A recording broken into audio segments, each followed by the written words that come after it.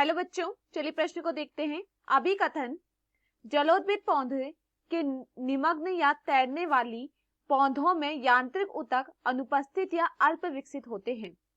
कारण सामान्यतः निमग्न जलोद्भिद पौधे के पादप काय में लंबी तथा ढीली व्यवस्थित स्पंजी कोशिकाएं पाई जाती हैं।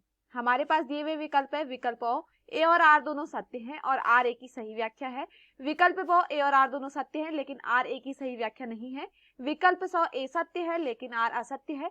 विकल्प द ए असत्य है लेकिन आर सत्य है। विकल्प ई ए और आर दोनों असत्य। प्रश्न की मुख्य अवधारणा है। मुख्य अवधारणा इस प्रश्न की मुख्य अवधारणा है। इस प्रश्न की मुख्य अवधारणा है जलोद्भिद पौधे जलोद्भिद पौधे। देखिए, अगर बात की जाए जलोद्भिद पौधे के विषय में कि जलोद्भिद पौधे क्या होते हैं, तो देखिए जलोद्भिद पौधे क्या हैं। वे पौधे जो जल में रहते हैं उन्हें हम क्या कहते हैं? जलोद्भिद पौधे कहते हैं। और वे पौधे जो जल में रहते हैं उन्हें और किस नाम से जाना जाता है? उन्हें कहा जाता है हाइड्रोफाइट। उन्हें क्या कहा जाता है? उन्हें कहा जाता है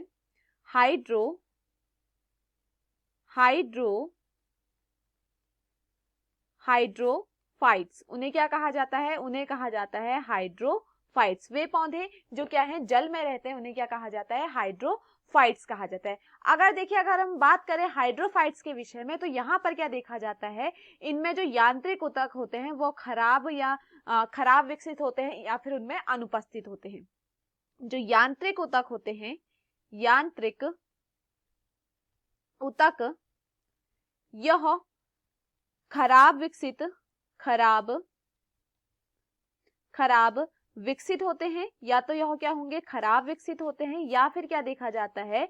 या यह देखा जाता है कि हाइड्रोफाइट में जो यांत्रिक ऊतक होते हैं वह क्या होते हैं? अनुपस्थित होते हैं। यांत्रिक ऊतक क्या होते हैं? अनुपस्थित होते हैं।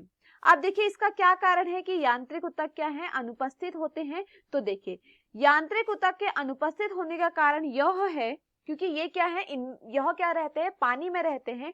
तो पानी में क्या होता है? पानी की जो उत्प्लावकता होती है उन्हें शारीरिक चोटों से बचाती है। और यांत्रिक ऊतक भी क्या करते हैं? यांत्रिक ऊतक का काम होता है उनको सुरक्षित रखना।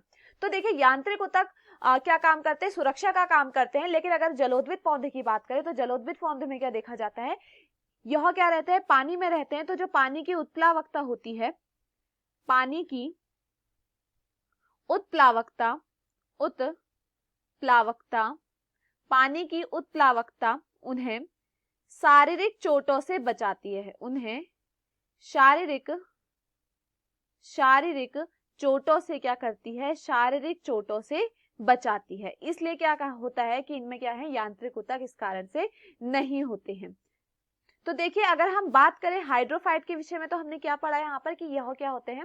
इनमें यांत्रिक ऊतक या तो खराब विकसित होंगे या फिर अनुपस्थित होंगे। इसका कारण क्या है? यह जल में रहते हैं। तो जल में क्या होते हैं? पानी की जो उत्प्लावकता होती है उन्हें शारीरिक चोटों से बचाती है और यांत्रिक ऊतक का भी काम यही होता है। इसलिए इनमें क्या होता है? यांत्रिक ऊतक या तो होंगे तो खराब विकसित होंगे या फिर उनमें अनुपस्थित रहते हैं। तथा देखिए, पौधे में के शरीर में क्या होता है? पौधे का जो शरीर होता है वो कैसा होता है? उसमें क्या होती है? लंबी और शिथिल व्यवस्थित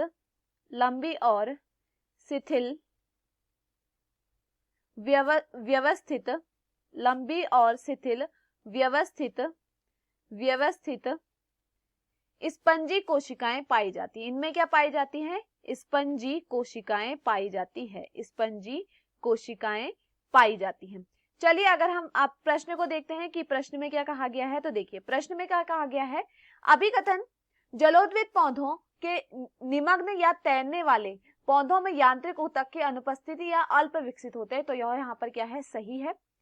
कारण सामान्यतः निमग्न जलोद्भिद पौधे के पादप काय में लंबी तथा ढीली व्यवस्थित पंजी कोशिकाएं पाई जाती हैं। तो यह भी यहाँ पर क्या है? सही है। और यहाँ पर अगर हम देखें तो यहाँ पर जो कारण है वो अभिकथन को स्पष्ट भी कर रहा है, उसको सही तरीके से बता भी रहा है। तो चलिए विकल्पों को देखते हैं। विकल्प ए और आर दोनों सत्य हैं और आर ए की सही व्याख्या है, तो यह यहाँ पर सही होता है। विकल्प ब ए और आर दोनों सत्य हैं लेकिन आर ए की सही व्याख्या नहीं है, यह यहाँ पर गलत होता है। विकल्प 100 ए सत्य है लेकिन आर असत्य, यहाँ पर दोनों ही सत्य है, इस कारण यह भी गलत होता है। विकल्प 2 ए असत्य है लेकिन आर सत्य है, यह भी यहाँ पर गलत होता है। विकल्प ई ए और आर दोनों असत्य है, तो यह भी यहाँ पर क्या होता है, गलत। तो दिए हुए विकल्पों में हमारा सही विकल्प होता है विकल्प अ। मैं आशा करती हूँ आपको समझ में आया हो। धन्यवाद।